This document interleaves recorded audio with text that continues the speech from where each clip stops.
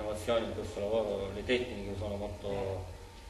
Però diciamo che capire. Lui ha una cucina particolarmente esasperata, sì, no? sì. Lo vuole essere, ha creato, ovviamente bisogna riconoscere il merito di aver creato un business, certo, e c'è voluto coraggio, perché distaccarsi così nettamente da quello dalla che è il tradizione, concetto, dagli certo, insegnamenti che insomma uno assimila, ovviamente c'è stata una bella presa di coraggio, ma in Sicilia, mi chiedo io, potremmo essere capaci di creare un El Bulli così come è stato fatto in Spagna, coraggiosamente, oppure tristemente non ne abbiamo la forza se c'è economica. posto in Sicilia che lo può fare è proprio questo, Taormina. Sicuramente, ma purtroppo la forza economica a quanto pare...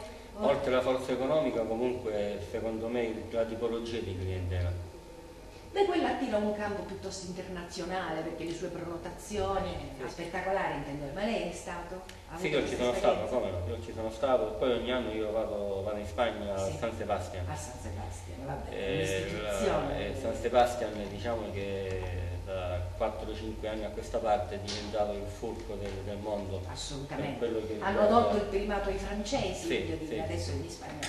Primato che dovremmo prenderci noi, gli italiani, cioè voglio dire, se lo meritano in pieno, no? Sì, ma non ad alti canoni. sono d'accordo con lei. Vabbè, comunque, ripeto, ma sono dei ribadisco- grandi tecnici francesi. Assolutamente, Io sono stato a Ducasse, a Monte Carlo. Meravigliosa esperienza. Sono stato 15 giorni e devo dire che il concetto di preparazione, il concetto di serietà nel lavoro. Quelli hanno creato un impero. Hanno una gerarchia in cucina che è qualcosa allucinante, la vera, classica gerarchia in cucina. Cioè che è qualcosa di... Io...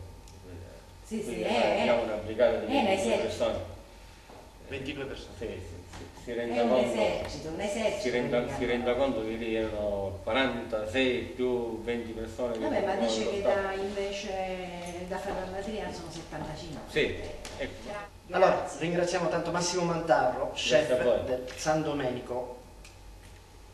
Ci siamo. Possiamo andare, grazie tantissimo. No, grazie a voi.